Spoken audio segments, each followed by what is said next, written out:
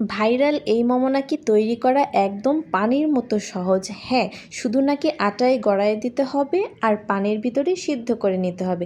দেখতেই পাচ্ছেন মোমোর ফিলিংটাও কত ইয়াম্মি হয়েছে এবং মোমোর ওপরের যে শীটটা কতটা পাতলা হয়েছে। হ্যাঁ, এই ফাঁকিবাজি মোমো রেসিপিটির জন্য যা করতে হবে তার জন্য আমাদের ফার্স্টে মোমোর ভিতরের যে পুরটা তার জন্য এখানে চিকেন নিয়ে নিয়েছি। চিকেনটা অবশ্যই কিমা করে নিতে হবে। তারপরে এখানে পছন্দ মতো ভেজ দিতেও পারেন, না চাইলে নাও দিতে পারেন। আমি এখানে ক্যাপসিকাম কুচি দিয়েছি, গাজর কুচি দিয়েছি। আমার কাছে চিকেনের সাথে একটু সামান্য ভেজিটেবল দিলে খেতে আরও ভালো লাগে। দিয়ে দিলাম পরিমাপ মতো মরিচ কুচি এবং শুকনো মরিচের গুঁড়ো। স্বাদ মতো লবণও দিয়ে দিয়েছি। এবার দিয়ে দিলাম টমেটো সস। টমেটো সসটাও কিন্তু দিতে হবে। আর হ্যাঁ, গোলমরিচের গুঁড়াও দিয়েছি, যেটা আমি ভিডিওতে একটু স্কিপ হয়ে গিয়েছে। দিয়ে দিলাম এবার সয়া সস পরিমাপ মতো। সয়া সসের কারণে কিন্তু লবণের পরিমাপটা কিন্তু সামান্য পরিমাণে দিবেন, কারণ লবণের পরিমাপটা বেশি থাকায় তাই সয়া সস দিলে লবণটা একটু কম পরিমাপে দিবেন। এবং সম্পূর্ণ মিশ্রণটি ভালোভাবে মিশিয়ে নিলাম। এবার দিয়ে দিলাম ফুটন্ত গরম তেল, দিয়ে আবারও মিশ্রণটি মিশিয়ে নিচ্ছি ভালো করে। মোমোর রেসিপির জন্য কিন্তু মোমোর এই পুরটা কিন্তু রেডি হয়ে গিয়েছে। এখন ছোট্ট ছোট্ট করে বল শেপে আমি ডোগুলো নিয়ে রেডি করে নিচ্ছি। আপনার পছন্দ অনুযায়ী শেপ দিতে পারবেন। গোল গোল করে ছোট ইচ্ছা করলে চাইলে বড় ইচ্ছা করে দিতে পারবেন।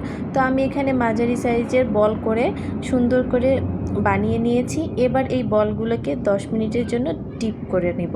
আর এই ফাঁকে চলুন মোমোর সসটা তৈরি করে নেই। মোমো সসের জন্য যা যা লাগছে, এখানে আমি একটা বাটিতে রসুন কুচি নিয়েছি, সাথে দিয়ে দিলাম চিলি ফ্লেক্স। ঝালটা অবশ্যই আপনার পছন্দ অনুযায়ী দিবেন, ঝাল বেশি খেলে ঝাল বেশি দিবেন। তারপরে শুকনো মরিচের গুঁড়ো দিয়ে দিলাম। এবার দিয়ে দিলাম টমেটো সস পরিমাপ মতো। আপনি যতটুকু সস খাবেন ঠিক ততটুকু পরিমাপেই সব কিছু দিয়ে দিবেন। এবার দিয়ে দিলাম আমি এখানে সয়া সস। যেহেতু সয়া সস দিয়েছি তাই এখানে লবণ বা অন্য কোনো কিছু দেওয়ার প্রয়োজন নেই। দিয়ে দিলাম এবং লেবুর এক ফালি রস। এবার দিয়ে দিলাম ফুটন্ত গরম তেল, যেটা কিনা এই চিলি অয়েলের ইম্পর্ট্যান্ট। মোমো সসের জন্য কিন্তু চিলি অয়েলটাই বেস্ট। আমার কাছে মোমো কিন্তু চিলি অয়েল দিয়ে খেতেই বেশি ভালো লাগে। আর আমার এই চিলি অয়েল রেসিপি দেখে যদি আপনি তৈরি করেন, দেখবেন এই সসটা কত মজা। এখন যে আমি মোমোর ফিলিংটা রেখে দিয়েছিলাম সেটা ডিপ থেকে বের করে দেখতেই পাচ্ছেন কিভাবে আটায় গড়িয়ে নিচ্ছি।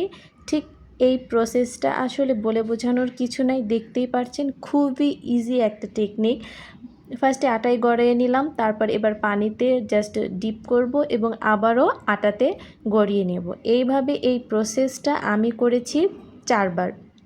আপনি চাইলে আপনার ইচ্ছা মতো কয়েকবার করে নিতে পারবেন। তবে যদি আপনি পাতলা খেতে চান তাহলে 3-4 বার করে নিলেই এনাফ হবে।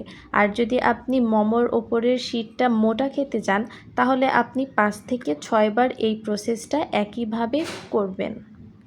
দেখতেই পাচ্ছেন খুব সহজভাবে আমার মোমোগুলো তৈরি হয়ে গেল।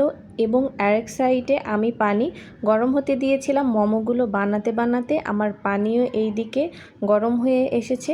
পানি ফুটে আসলে আমি এইভাবে একটা স্টেইনারে নিয়ে আমি মোমোগুলোকে আস্তে আস্তে পানির ভিতরে দিয়ে দিলাম। তো একইভাবে আমি সবগুলো মোমো গরম পানিতে দিয়ে দিলাম। পানিটা কিন্তু অবশ্যই ফুটে আসলে মোমোগুলো দিবেন। আর এইভাবে মোমোগুলো 10 মিনিট ফুটান্ত গরম পানিতে জাল করে নেবেন।